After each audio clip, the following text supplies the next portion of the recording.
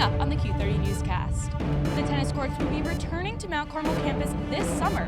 See what this will mean for students and their parking spots. Plus, the Student Government Association held their 2023 to 2024 Executive Board elections on Tuesday, and we'll tell you who your new e-board members are.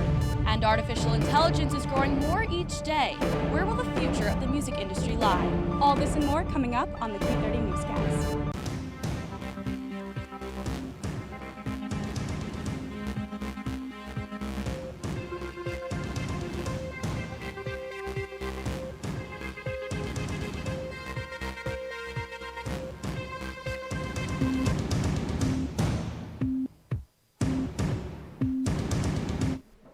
Good evening, Bobcats. It's 9:30 on Wednesday night. You know what that means. That's right, Vanessa. It's the Q30 Newscast, and we have your news from Quinnipiac to New Haven to all around the country. So let's not waste any time.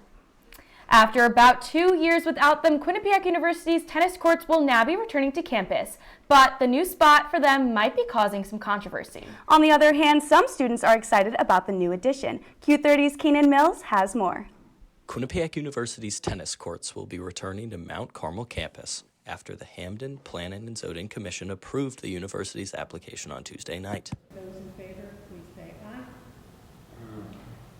Any opposed? But the new location for the courts might cost students more than they're willing to give up. I really don't think that's a good move because the parking is very limited already as it is.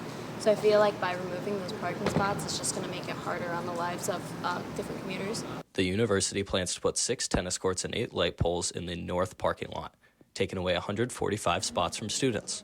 Some are confused why this area was chosen. Could put it somewhere. I don't know why they have to take up, look at that huge field of grass over there that no one's using. I don't know, over there. The tennis teams, the women just won the MAC this past weekend, have been traveling to North Haven this season. Now, many say, are excited to see this plan approved. I think that I'm going to have it in the fall is just it's really exciting, because we've always had to travel to North Haven, 15 minutes away just to practice. Although it was approved, the committee said the university must face the new lights away from the road. Plus, while some committee members were worried, advocates argue that there is more than enough parking spaces for students. So within a half a mile of the north lot, there's over 500 empty spaces. After moving the tennis courts from this spot to right here on North Lot, administrators say that this is the best spot because of the nearby bathrooms and locker rooms for the 2 varsity tennis teams. Some administrators said they know some students will be upset. However, they are trying to please everyone. So overall, we're just really trying to be very thoughtful about parking as it relates to students and understanding of the concerns they brought up, which were very real and understandable. Construction is expected to begin as soon as students leave campus for the summer and should be ready to go by the fall. Reporting for Q30 News, I'm Keenan Mills. Now, on the topic of parking, students may have to move their cars tonight if they're parked in certain lots on Mount Carmel campus. Starting tonight at midnight, the Hill and Village Circle will be blocked off for a special event in the parking lot tomorrow. Students must move their cars by 10 o'clock tonight. The parking lot will reopen after 10 on Thursday. Students with questions should contact Public Safety. SGA had a big night on Tuesday. After a day of voting, the 2023 to 2024 Executive Board election results are officially in. Let's take a look. Next year's president will be Jake Sedor. The vice president will be Kay Owalabi. Vice president for operations will be Sarah Almeida. Vice president for inclusion will be Jamie Setzler. And lastly, vice president for public relations will be Thomas Peters. Check out the official poll numbers on Q30's Twitter at Q30 News. The Department of Modern Languages, Literatures, and Cultures announced that they're introducing a redefined 30-credit Spanish major. The major's name was changed from Spanish Languages and Literatures to Hispanic and Latin American Studies. It will allow students to broaden their interests by taking additional courses like English, History, Political Science, and other classes regarding Hispanic and Latin American Studies. Another important factor to factor into this would be the major will be taking a chance to study abroad. One of the things that we really wanted to do in this major is to give students a lot of agency. So they have a lot of choices in this major. How can I dovetail that interest with this?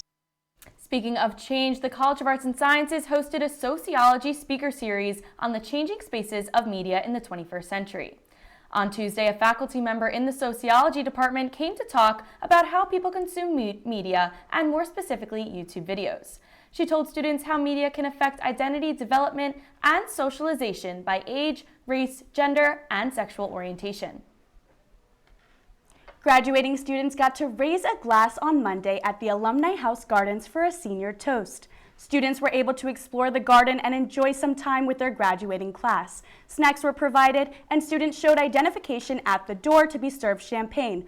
Quinnipiac President Judy Olean gave a speech and welcomed the class of 2023 into the alumni family.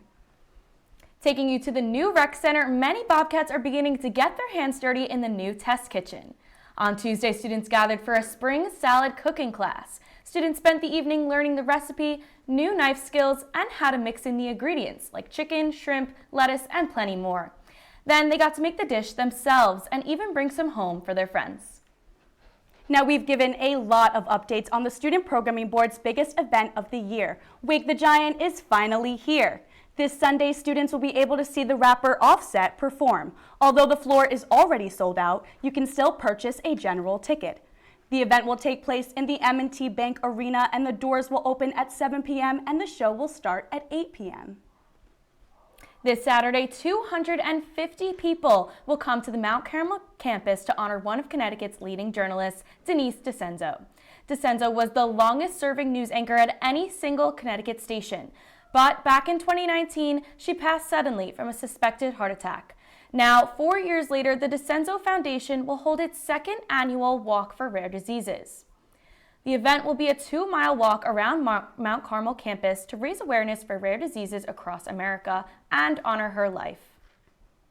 Now, Vanessa, I'm not sure if you knew this, but word around Hamden is that there's been Bobcat sightings recently. You know, Sam, that's crazy. I did hear about that, and it looks like the national championship title is really putting Bobcats on the map. Luckily, Q30's Katie Cohen can tell us what to expect when we're out in Hamden. You might think of Bobcats as Quinnipiac University fans, but the four-legged animals are actually coming around more in Connecticut. We consider our Bobcat population in Connecticut to be statewide. So that simply means that there's Bobcats living all across the state. In fact, the Connecticut Department of Energy and Environmental Protection says Bobcats have been seen in all these cities, from New Haven to Hartford. They're doing really well in urban environments. They still need to have the forest and the non-structured areas. According to DEP data, all 169 towns in Connecticut reported sightings in 2022, which is up from previous years. No sightings have been reported to Hamden Sleeping Giant State Park, but DEP has seen 2 Bobcats in the Wallingford area. As far as I know, no one is reported seeing one here. Doesn't mean that they don't see them. The population boom is something the DEP has been working on for years. The Bobcat Project has allowed them to tag the cats so they can track where they go. We collared them in rural areas, in urban areas, just to see what their home range size looked like. Did they select for certain types of environments in a rural area or certain types of environments in an urban area? Although they are still analyzing this data, DEP says the population growth is because of laws against hunting and better quality habitats. When we get to see a bobcat, it's so delightful. So it's a great experience for anyone to see. So I would say enjoy seeing a bobcat if you get that opportunity. If you happen to see a bobcat while you're outside, the DEP says to leave it alone and it should go on with its day. Meanwhile, here at Quinnipiac, we can keep saying, go Bobcats. For Q30 News, I'm Katie Cohen. Aside from those Bobcat sightings, one of the most popular New Haven tourist sites is the Long Wharf Park. And now that park may be expanding. The Long Wharf Park is famous for its line of food trucks and view of the water. In early April, the state awarded Long Wharf a $12 million grant to expand on these attractions. New Haven city leaders now plan to make upgrades such as adding a walkway on the water, a farmer's market space, a pavilion, and plenty more. We're about to take our first commercial break of the night, but we still have a lot of news to unfold. When we come back, we take a closer look at gun control laws, different ideas around them, and what one guest speaker had to say about them. And we can't forget about Q30's Julia Barcello in studio to give you the latest report on politics. But before we go, we have Q30's Joey O'Donoghue to give you a sneak peek of the weather this week. Joey, how's it looking so far? Guys, I am so excited to be back as the weatherman. Let's look at the weather for today. Partly sunny with a high of 60 and the low of 36. Tomorrow, it's going to get a little bit warmer, high of 61 and a low of 43, keeping with that partly sunny theme. And then Friday, high of 61, low of 40, and it'll be cloudy with the chance of me giving an amazing weather report. That chance is going to come true, but it's going to happen after the break, so do not go anywhere. I don't think that many kids in my son's school even do it. He makes fun of his friend who vapes. He would never try it. She's into soccer. She's on the honor roll. She's just not the type. No way. No way. No way. No way, my kid would never vape. Get your head out of the cloud. Today, nearly 8,000 kids will start vaping. Maybe even yours. Learn about the dangers at talkaboutvaping.org. What do you think you're doing, Kevin? Was just gonna drive home. There are several warning signs present that you shouldn't be driving. Like hearing voices? Like your text-to-emoji ratio? Oh man, the selfies.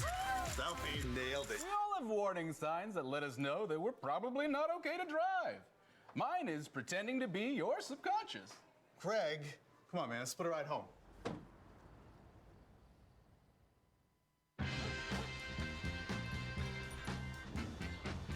When we adopt a shelter pet, we discover they're a unique mix of all kinds of things. Come on, Drew, spot on this last one. There it is.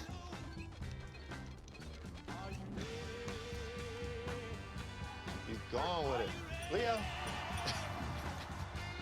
They're a little bit of a lot of things, but they're all pure love. Welcome back to the Q30 Newscast, and thanks for sticking with us. Last week, the Quinnipiac Democrats brought a guest speaker to campus to speak about gun control and his shocking experience. Q30's Olivia Cattell has more in the story. Last Thursday, the Quinnipiac University Democrats hosted gun control activist David Hogg, who delivered a keynote speech to students. Hogg, a 23-year-old college student himself, spoke about the issue of gun control, his work as a co-founder of the March for Our Lives movement, and his experience as a survivor of the Marjory Stoneman Douglas High School shooting in 2018. The whole idea behind March is basically eradicating gun violence through civic engagement and building the next generation of leaders and politicians to substantially address this issue. Whether on the steps of Capitol Hill or right here in the Mount Carmel campus auditorium, David Hogg has been campaigning for change and encouraging young voters to use their voice. More than 200,000 Americans have been mercilessly slaughtered since the shooting at my high school.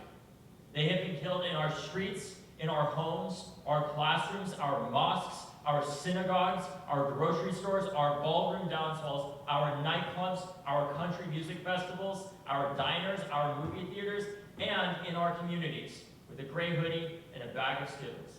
Quinnipiac Democrats President Paul Capuzzo explained the organization's decision to bring in an activist to speak to students. David is this figure in American politics which is probably one of the few that really connects well with Gen Z, our generation, because of how young he is. He's 23 years old. He's a senior in college. Hogg's message resonated with all who attended the event. Let us work together, not as Republicans or as Democrats, but as Americans.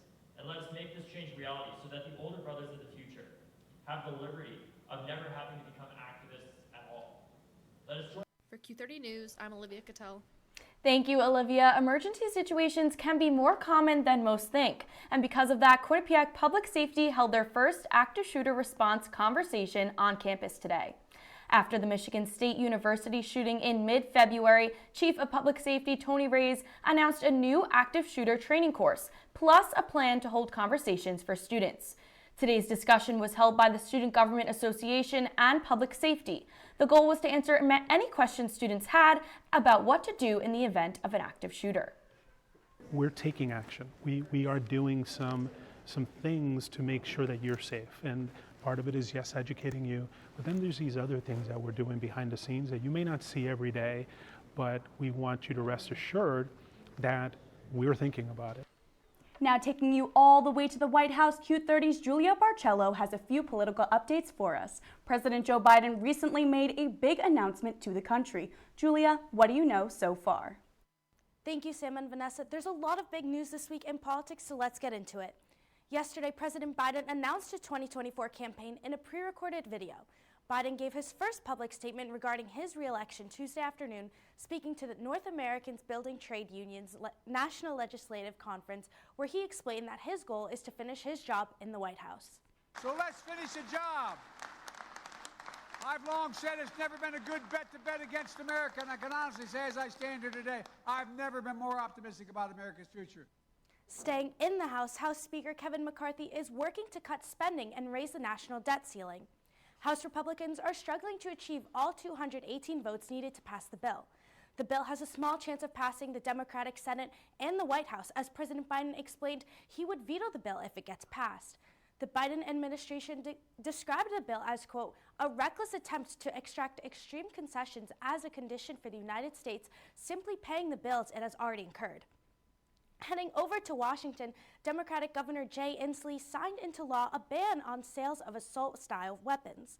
The bill prohibits the manufacture, importing, distribution, and the sale of assault-style rifles in Washington. Last week, the bill passed the State House in a 56-42 vote after the Senate passed it in a 28-21 vote. The bill explains, quote, the legislature finds and declares that gun violence is a threat to the public health and safety of Washingtonians. And that's all I have for political news. Back to you guys at the desk. Thank you, Julia. How exciting is it that the presidential race is already starting to unfold? Yeah, Vanessa, and we'll both be able to vote this time around, so it's definitely coming up pretty quickly. Yeah, definitely. And what's coming up even quicker is our next commercial break. But when we come back, we'll take you to our favorite scenic neighbor, the Sleeping Giant, to explain why Arbor Day is so important. Plus, our weatherman will be right here back in studio, hopefully to give us some good news for our second to last week in Hamden. We'll be right back.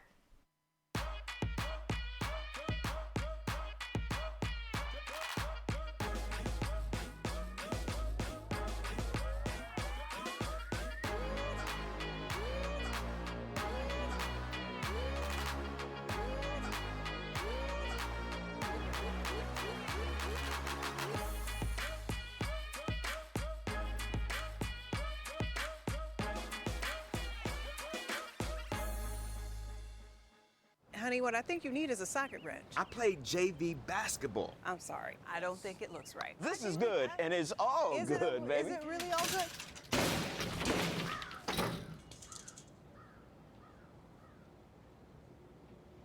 If you love me enough to routinely test your handyman skills, not to mention the strength of your marriage, then of course you'll visit nhtsa.gov/therightseat to make sure I'm in the right car seat.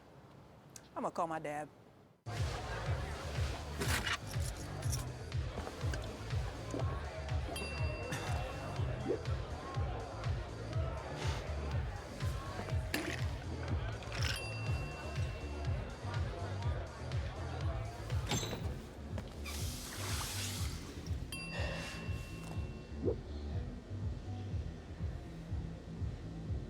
If you need to do something to feel okay to drive, you're not okay to drive.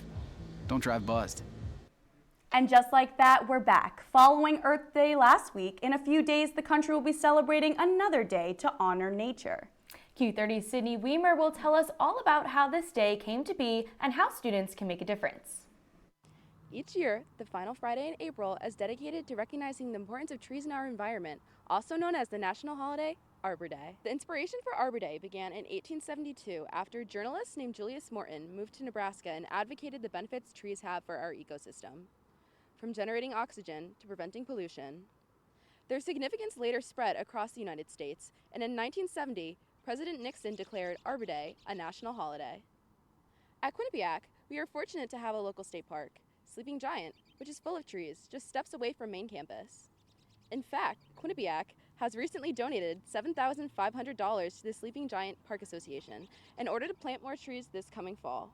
Giving back could not be any easier, so what better way to celebrate than visiting the National Arbor Day Foundation website to donate or even possibly buy a tree to plant yourself. Reporting for Q30 News, I'm Sydney Weimer. Thanks, Sydney. You know, Sam, it's not too hard to appreciate nature when we have a remarkable mountain right across the street from us, especially with this spring weather. You're so right. And speaking of the weather, as promised, Q30's Joey O'Donoghue is here to preview this week's weather. Joey, I know we're getting pretty close to summer now, so please tell me the temperatures are keeping up. Thank you, guys. So I gave you the 3-day before the break, but now let's go to the weekend, which everybody wants to know about. We'll start with Saturday. High is going to be 53, low of 45, and there's going to be some rain, unfortunately, so any outdoor activities you were planning to do might be hindered. We'll go to the next day, though. Sunday, no rain, just a high of 63 and a low of 46, so a little bit better weather for Wake the Giant that day. And then let's go to Monday, Tuesday. Monday, the rain is coming back with a high of 59 and a low of 45. But after rain, always comes rainbows. No more rain on Tuesday, high of 57, low of 41. That will do it for the amazing 7-day weather report. Now we can go to the current temperatures all across Connecticut. The lowest two, Norwich and Torrington at 45 degrees apiece. Then you see Danbury and Hartford, both at 48 degrees. New London, 46 degrees. And finally, New Haven, the warmest right now, at 49 degrees. That was a fun time giving a weather report. I know I've got the two Italian ladies on desk, so how about a che bel tempo, which is Italian for what nice weather. Always happy to come on and be the weatherman for you guys. Back to y'all at the desk. Che bel tempo is right, Joey, and that was a fantastic weather report. In other news, if you've been on social media lately, artificial intelligence has been trending. Let's take a look at how AI uses singers' voices to cover songs by different artists. Q30's Andrew Reynolds has the story. Have you heard the newest Drake song with The Weeknd called Heart on My Sleeve? With my ex, like Selena, the flex. This song has broken the internet and has millions of streams across TikTok, YouTube, and more. The only issue with this song is that it is actually not by Drake and The Weeknd. It was created by artificial intelligence. I'm putting a prompt into a generator that is then creating a song that sounds like, for example, Drake and The Weeknd. The thing is, a reasonable person, if they didn't know that it's an AI-generated song, would think it is Drake and The Weeknd. Even with the recent uptick of abilities in media that artificial intelligence is getting, fans of both the artists were surprised that this was an AI-generated song. When I first saw it, it was on TikTok, and it said that it was an AI song, so I knew right away that it was, but it sounds like almost real. The question fans and artists are asking are, what are the laws of this game-changing and quickly developing technology? Copyright law is not equipped to deal with this at all, but I don't know how much we can even say that, we expect the law to catch up with the technology because it is developing so quickly. As technology develops quickly, another question surrounds what the future is of AI technology in the music industry.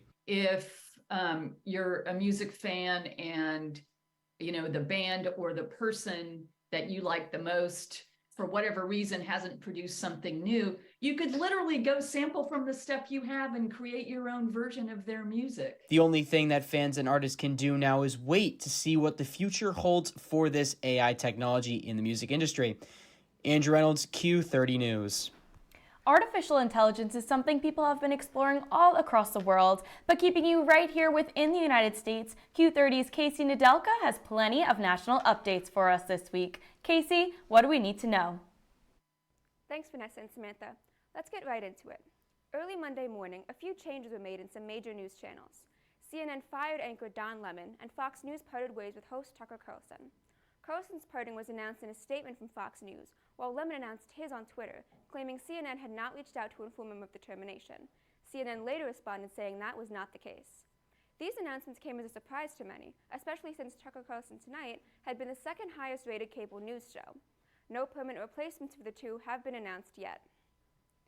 Jury selection has begun in the trial of Robert Bowers, the man charged with committing the tragic Tree of Life synagogue shooting in 2018. Bowers is accused of entering the Pittsburgh synagogue on October 27, 2018, and opening fire into the congregation. 6 people were injured and 11 died in the attack. Prosecutors are looking to seek the death penalty for Bowers. A mental health organization, 1027 Healing Partnership, was formed in the wake of the shooting and is offering aid to anyone affected by the trial. The jury selection process is expected to last 3 weeks. Lastly, the First Republic Bank revealed Monday that customers had withdrawn over $1 billion from accounts in the past month, a move that many fear will cause a run on banks. According to their first quarter results, First Republic saw an almost 40% decrease in deposits following the recent collapse of Silicon Valley Bank and Signature Bank. After the report was released, the bank saw a 50% drop in stock value due to fear of a financial crisis or recession. Experts say that most major banks are not yet at risk, and customers should continue to keep their money in their accounts. That's all the time I have for today. Back to you guys at the desk. Thanks, Casey. And now we're about to head into our last commercial break of the night. But don't go anywhere, because when we come back, we have Q30's Hannah Smith to give us a rundown on Quinnipiac sports. And this past Sunday, the Student Artist Leagues made their big debut on campus. Don't go anywhere. I know what you're thinking. I need a job. I need a new career. Well, I've been there. I've been there. I've been there. I wasn't happy with what I was doing. After high school, I didn't have a plan. I just wanted to start working. I got laid off twice, but you gotta keep going. You just need the right skills. Find an apprenticeship. I found a 2-year IT program. I found a medical course online. I'm now a consultant in the tech space. You have more options than you think. You can do this. You will find something. You will find something new.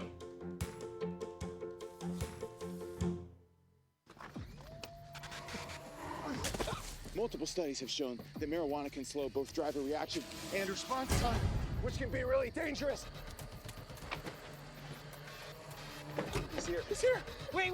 What? I can't drive. Why? My. Oh.